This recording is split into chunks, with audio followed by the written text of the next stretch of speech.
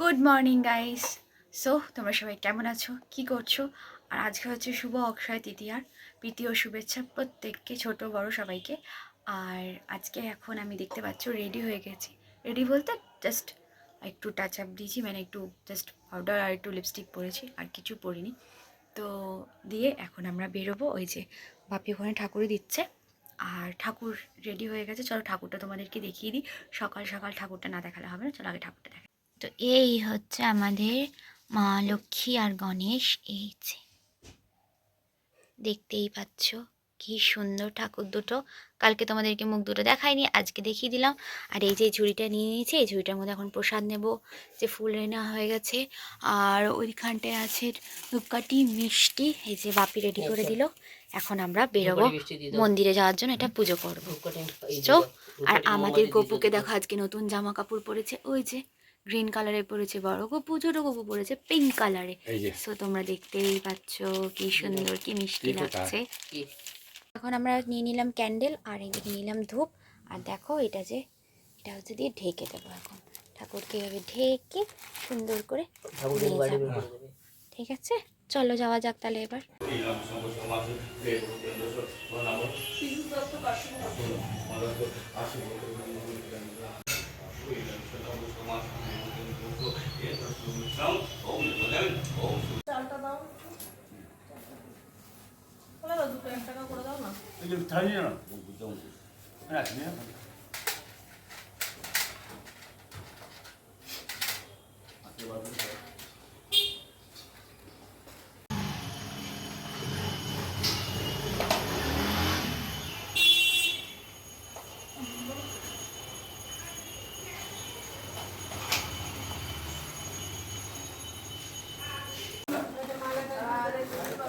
চল, নালে বুড়োদের সাথে দেখা হয়ে যেতাম।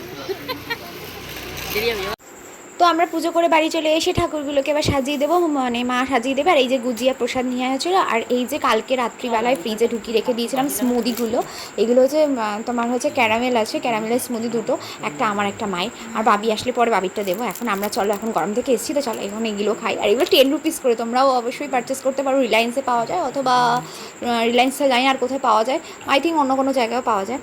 তো চলো এবার দুপুরে লাঞ্চটা সেরে পেরি। দুপুরে আজকে দেখো 2টো বেজে গেছে, কেন জানো? আজকে ভেবেছিলাম 1টা 1:30টার মধ্যে খেয়ে নেবো, কিন্তু মানে রান্না করতে করতে এত দেরি হয়ে গেল। আর এই যে চিকেনটা কেমন হয়েছে দেখে বলো।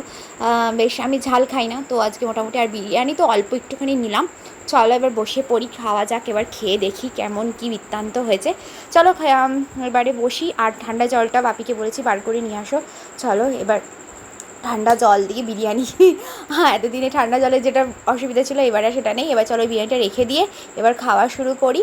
আর তোমাদের সাথে পরে দেখা হচ্ছে খাওয়া দাওয়ার পরে। সো চলো টাটা। তো গাইস, আমার খাওয়া দাওয়া হয়ে গেছে, তোমাদেরকে দেখালাম আজকে কী খেলাম। আজকে মা সুন্দর চিকেন কষাটা করেছিল, আবারও বলছি দারুণ হয়েছিল চিকেন কষাটা। আর বাবা যে নতুন আলুটা এনেছে, ভীষণ নরম, ওটা খুব তাড়াতাড়ি আর কি তোমার স্টিম হয়ে যাচ্ছে। আর যার জন্য স্টিম হওয়ার ফলে আলুটা ভীষণ আর কি সফট লাগছে খেতে। ভীষণ ভীষণ টেস্ট হয়েছিল আজকে চিকেনটা, জাস্ট বলে বোঝানো নয়।